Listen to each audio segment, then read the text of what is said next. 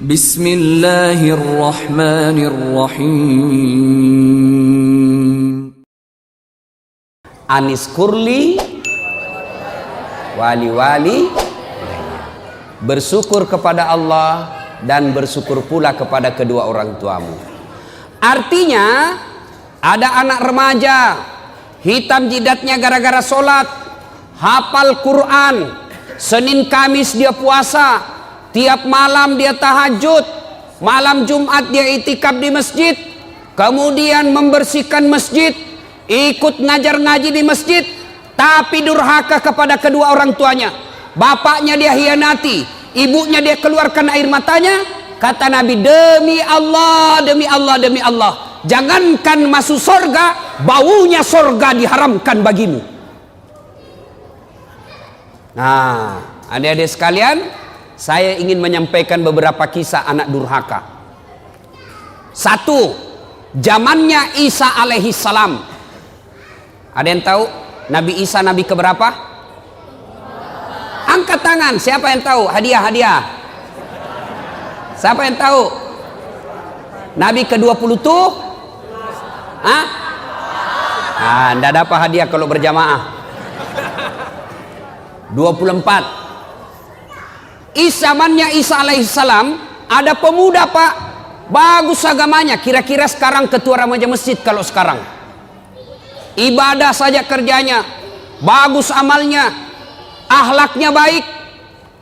Iblis sentimen. Kalau ada orang yang baik agamanya, bagus akhlaknya, maka iblis kepanasan. Maka iblis menghasut satu kampung. Dia datangilah satu kampung itu. Kau lihat itu, namanya Jurais. Kalau kau biarkan, maka anak muda akan beriman bersama mereka. Akhirnya apa? Rapat ini orang kampung. Saudara-saudara sekalian, bagaimana ini Jurais? Makin hari makin banyak yang simpati sama dia. Bagaimana caranya dihabisi ini? Ada yang usul, bagaimana kalau kita sogok dia duit?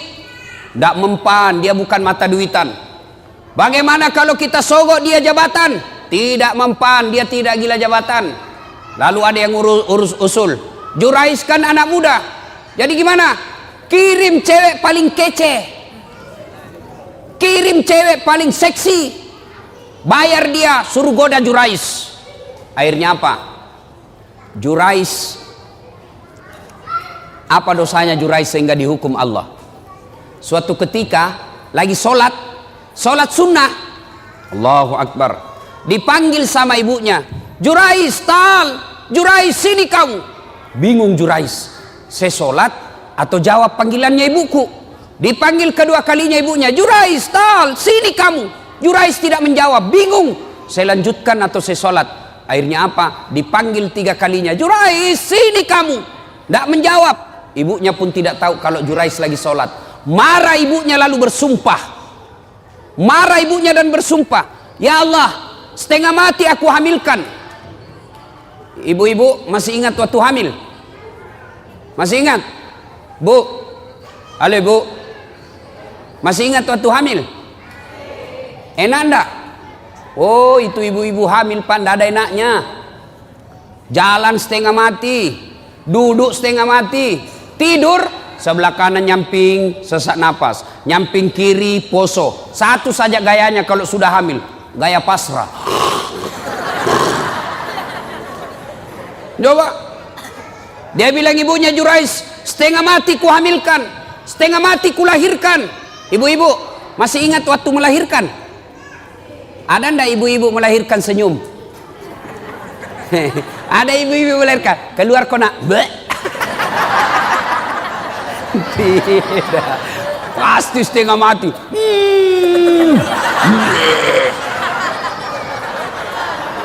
Iya toh. Paling kalau bapak-bapak menderitanya, kapan bapak-bapak menderita? Ngidam. Kalau istrinya ngidam, sampai ada yang tanya sama saya, Ustadz, apa doanya supaya istri berhenti ngidam? Saya bilang, apa ngidamnya istrinya, Pak? Dia bilang, nanti dia bisa tidur kalau dia lihat saya duduk di atas lemari. Wah, jadi Kalau istrinya mau tidur jam 10, setengah 10 sudah naik suaminya di atas lemari. Saya bilang, berhenti kau nak kasih bodoh-bodoh kau itu.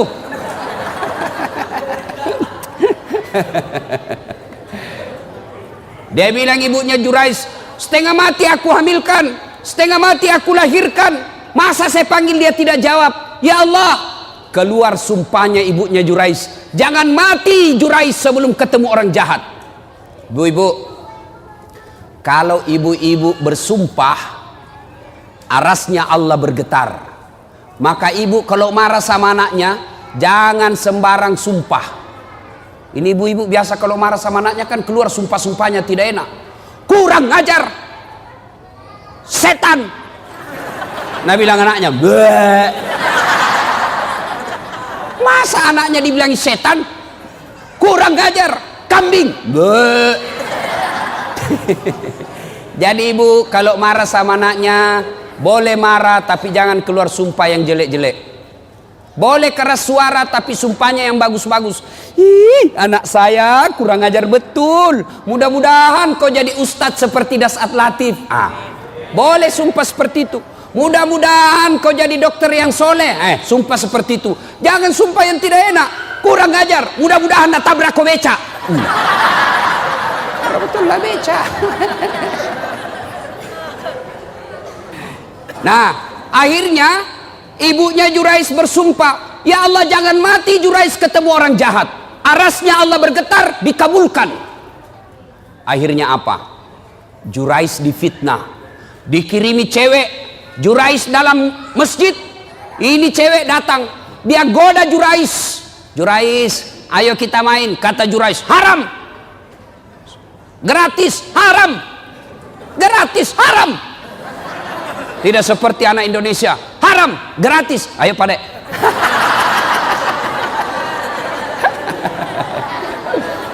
Ini cewek sudah dibayar, mondar-mandir di depannya Jurais. Dia pegang pipinya Jurais, dia pegang dadanya Jurais, dia buka bajunya. Jurais mantap, astagfirullah. Dia tutup matanya, astagfirullah, astagfirullah, astagfirullah. Kalau orang Indonesia, astagfirullah, astagfirullah.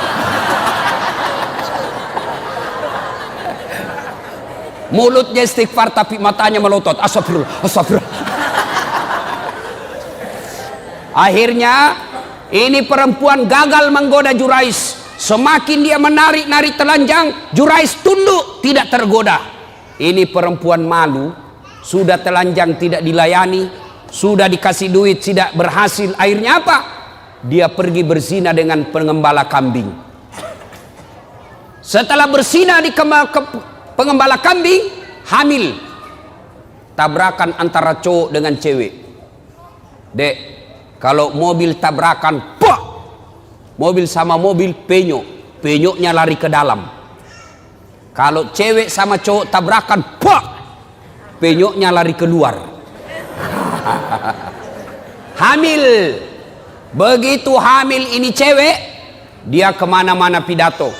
Saudara-saudara sekalian, kenal tak Jurais? Kenal. Itu tuh yang kerjanya soleh, dia bilang dirinya. Yang kerjanya ibadah saja, pembohong. Nih perut saya hamil gara-gara dia. Difitnah Jurais. Kemana-mana dia pidato, saya hamil, Jurais yang hamili saya. Akhirnya satu kampung mulai marah. Hah? Jurais ternyata pencitraan, Jurais ternyata pembohong, pura-pura alim, mau pilpres datang-datang pesantren, sudah dipilih dibohongi kita. Marah. Akhirnya Jurais dilempar sampai kena pipinya, berdarah pipinya, jatuh giginya. Kata Jurais, demi Allah bukan saya. Bohong, dilempar lagi, bukan saya. Demi Allah bukan saya. Akhirnya begini, kata Jurais begini, bos, biar saya bilang tidak, kau juga tidak percaya. Kau tuduh saya tidak mau terima. Jadi bagaimana? Kita tunggu sampai lahir ini anak, kita tanya siapa bapaknya. Ringkas kisah, lahir anak ini. Begitu lahir, masih merah, masih orok, dipencet pusatnya sama Jurais. Ya fulan, anak, ngomong kau, siapa bapakmu? Demi Allah, siapa bapakmu? dengan izin Allah ngomong ini bayi. Apa dia bilang?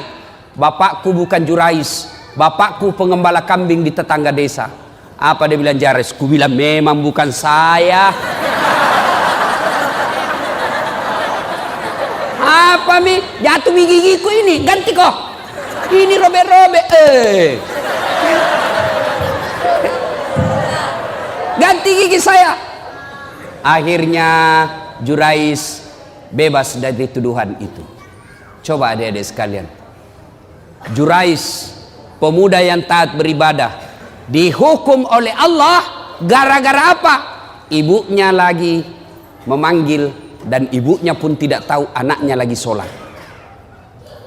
Itulah sebabnya ada 11 kewajiban anak kepada orang tua. Satu diantaranya adalah menjawab panggilannya. Ustadz, bagaimana kalau kita lagi sholat Ustadz, dipanggil sama ibu? Maka kalau dia laki-laki, misal baco, orang Bugis itu kalau anak laki-laki baco, kalau perempuan ece.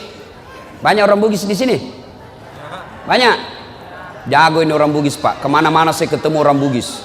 Saya ke Pulau Kijang, banyak orang Bugis. Saya ke Guntung, banyak juga orang Bugis. Saya pergi pelosok Kalimantan Timur, ketemu banyak juga orang Bugis. Saya pergi Singapura, ada Bugis Street. Saya pergi Sabah Sarawak, banyak juga orang Bugis. Begitu saya masuk penjara, banyak juga orang Bugis. Penceramah juga malam ini orang Bugis juga. Wah. Ibu bapak saudara-saudara sekalian, Jurais dihukum oleh Allah gara-gara apa? Dipanggil ibunya, dia tidak menjawab padahal dia lagi sholat. Nah, bertanyalah orang, Ustadz, kalau lagi sholat dipanggil ibu, bagaimana caranya menjawabnya? Kalau dia laki-laki, Rahman, maka jawabnya Allahu Akbar. Panggil lagi, Rahman, Allahu Akbar. Tapi kasih tahu ibunya dulu. Besok-besok ibu, kalau ibu panggil saya Rahman, saya bilang Allahu Akbar, berarti saya lagi sholat. Karena kalau ibunya tidak tahu masalah agama, Rahman, Allahu Akbar, kurang ajar. Dipanggil dia takbir. Oh Rahman, Allahu Akbar, kurang ajar betul ini anak. Itu tapi Jangko juga pura-pura bos. Dia tidur, Rahman, Allahu Akbar. Padahal dia tidur, wah dongok-dongok.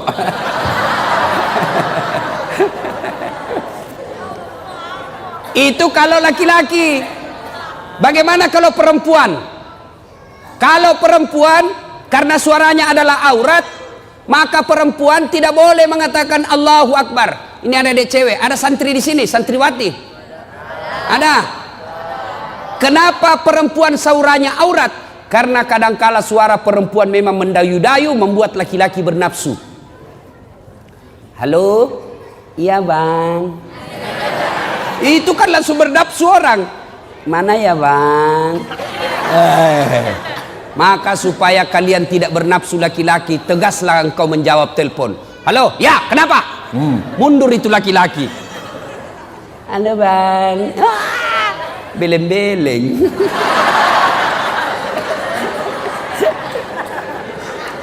Bagaimana kalau perempuan dipanggil ibunya atau bapaknya? Fatimah, maka jawabannya adalah bertepuk 3 kali. Nah, bertepuknya begini. Fatimah.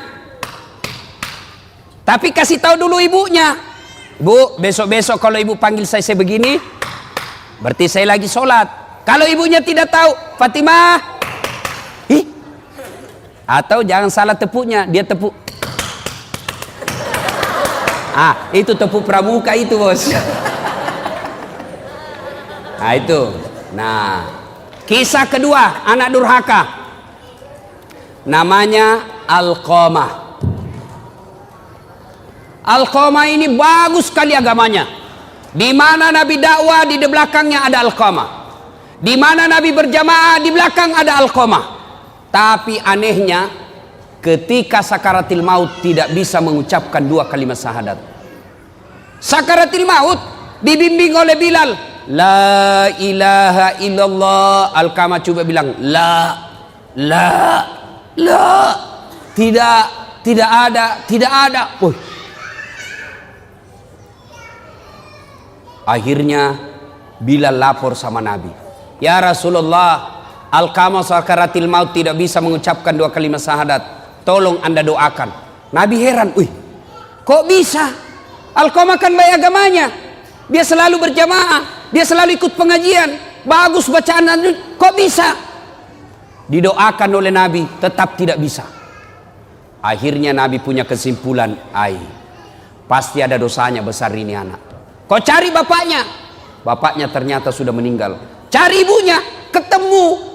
Bilal berkata, Bu, mohon maaf, anak ibu si Alqamah sakaratil maut tidak bisa syahadat, mungkin ada dosanya sama ibu. Apa kata ibunya? Dia dapat sudah itu. Kurang ngajar itu anak. Setengah mati aku lahirkan, setengah mati aku hamilkan, setengah mati aku susui, setengah mati aku besarkan. Setelah ada istrinya, lebih sayang istrinya daripada saya.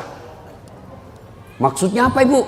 Pernah suatu ketika saya datang ke rumahnya, karena lama saya tidak pernah ketemu, dia lama tidak datang ke rumah saya, aku rindu kepada anakku, maka aku yang datang ke rumahnya. Ketika saya mau datang ke rumahnya, sebelum saya buka pintu pagarnya, belum saya masuk pintu rumahnya, saya dengar dia berkata kepada istrinya, Bu, datang ibu, sembunyi cepat itu kacang. Didengar sama ibunya, nangis ibunya, tidak jadi masuk kembali ke rumah. Disampaikanlah kejadian ini kepada Nabi. Nabi lalu bersabda, waduh, malopo dosa Alqamah. Dek nana salama ya tuan nanai, macilakai. Katanya besar dosanya nih Alqamah, tidak selamat dia. Panggil ibunya, atau saya yang datang sama dia. Panggil ibunya datang. Nabi bersabda, Bu, lihat anaknya, dia tidak bisa syahadat, tidak selamat kalau tidak dimaafkan sama ibu. Dia bilang ibunya, biar saja, dia rasa supaya kurang ngajar itu anak. Kata Nabi, Bu, kalau begitu lebih baik saya bakar api dunia daripada apinya neraka yang bakar. Karena kalau api dunia masih ringan dibanding api neraka. Adik-adik, api itu ada 3-4 tingkatan. Bapak-bapak, ada yang tahu berapa tingkatan api? Berapa dek? 4. Api tingkatan pertama warnanya merah, itu warnanya perokok. Ada perokok di sini? Ada? Berhentilah merokok pak. Bapak kalau merokok itu sama membunuh orang Palestina. Itu biasa orang perokok kan seperti kayak beleng-beleng. Ini aja kerjanya. Itu aja dikerja. Sekali-kali usap. Isap kunyah. Jangan dibuang bos. Kok kasih rugi kita. Baru-baru meninggal istrinya Indro Warkop, DKI apa itu? Yang tukang lucu-lucu itu, Warkop DKI. Indro meninggal istrinya gara-gara apa? Kena kanker paru. Gara-gara apa? Karena suaminya selalu merokok, istrinya kena kanker karena selalu mengisap asap rokok. Apa ini merokok ini? Berhenti merokok pak. Jangan marah ya. Bapak kalau marah terserah, saya sudah mau pulang besok.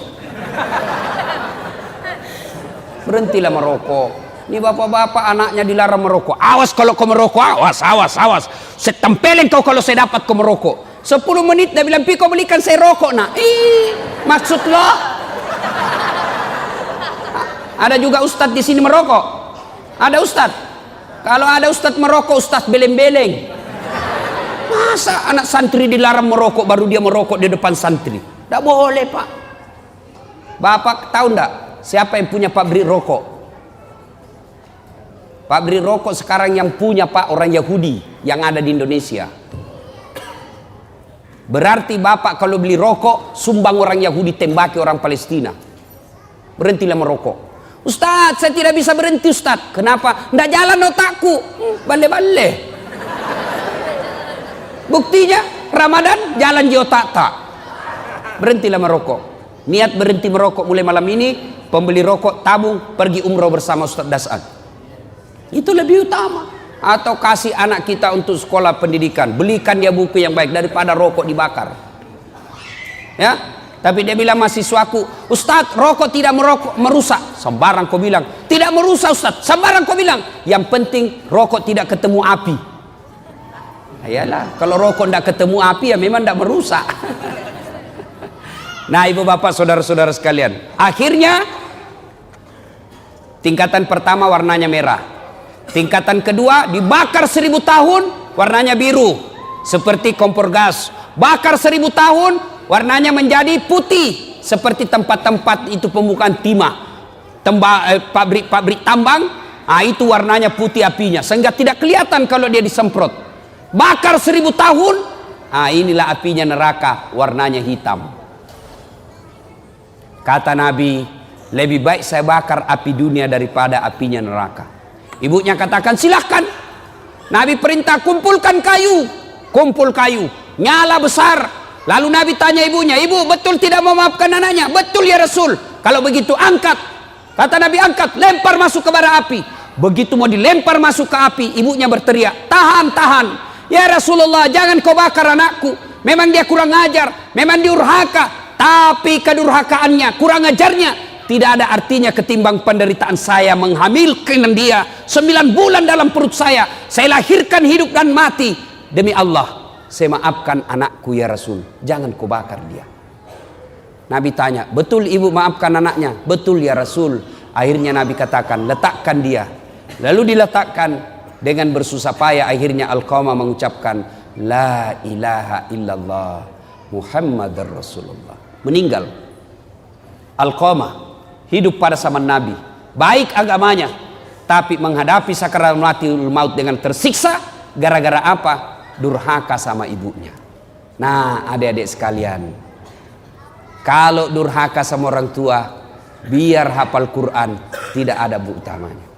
Tapi saya yakinnya, ini adik-adik semua nih yang hadir di sini, saya yakin masuk hafal Quran salah satu tujuannya karena ingin membahagiakan orang tua. Ya kan? Ya adek ya? Adik-adik sekalian, hafal Quran sudah dapat pahala. Diharamkan disentuh api neraka bagi mereka yang hafal Quran. Diharamkan disentuh api neraka. Yang kedua, dengan hafal Quran, maka adik-adik sekalian akan memberikan jubah ke ibunya nanti di akhirat. Ketika dinda di akhirat karena hafal Quran, maka Allah berikan hadiah kepada adinda ini. Adik-adik nih yang hafal Quran, ambil orang tuamu masing-masing, kasih jubah kemuliaan karena engkau menghafal Quran. Maka bapak-bapak, ibu-ibu yang ada anaknya hafal Quran, bahagia bapak-bapak. Ada orang bangga kalau anaknya pintar bahasa Inggris. Ustadz, itu tetangga saya hebat Ustadz, masih kelas 1 SMP sudah hafal, sudah pandai bahasa Inggris. Kelas 3 dia sudah lancar bahasa Inggris. Apa hebatnya? Banyak yang pintar bahasa Inggris pak. Mana buktinya? Bapak jalan ke Inggris, anak-anak di Inggris bahasa Inggris semua pak. Betul, betul. Saya tidak main-main pak. Itu anak-anak di sana baru belajar bicara sampai pikun bahasa Inggris semua pak. Tidak tahu dia bahasa Bugis. Tidak usah, apa hebatnya pintar bahasa Inggris? Memangnya nanti kalau kita meninggal, anak kita sudah kita masuk kubur, anak berdoa, oh my God, please help me my mother. Enggak lah ya. Lebih baik anak kita hafal Quran. Sekarang itu anak durhaka zaman dulu. Sekarang bagaimana model anak durhaka? Jam berapa Isya Ustaz? Berapa menit lagi? 2 menit lagi. Oh sudah habis berarti. Anak durhaka abad modern. Kira-kira tahun lalu di Sulawesi Selatan ada anak usia 22 tahun. Lepas dari apa itu opname karena dia penyakit diabetes. Masuk di opname, keluar opname, besoknya langsung mau pergi naik motor. Dilarang sama ibunya. Nah, kau baru keluar dari rumah sakit makan ongkos. Kalau kau keluar sakit lagi kamu, jangan kau keluar nak. Saya mau keluar, dilarang sama ibunya. Marah ini anak, dia tempeleng ibunya. Ditempeleng ibunya, dilihat sama bapaknya. Kurang ajar ini anak. Mamanya ditempeleng. Datang bapaknya, dia pukul, melawan ini anak. Bapaknya usia 60 tahun, ini anak usia 22 tahun. Duel berkelahi. Jatuh bapaknya, pingsan, dia seret masuk ke gudang, dia cungkil dua belah mata bapaknya. Meninggal bapaknya, Pak. Meninggal bapaknya. Tangkap sama polisi. Beberapa hari kemudian, meninggal juga ini anak, tidak ada yang mau solati. Sempat ribut di medsos di Sulawesi Selatan. Anak durhaka zaman sekarang. Apalagi anak durhaka. Saya mau pergi ceramah di Sulawesi Selatan, mau pergi takziah.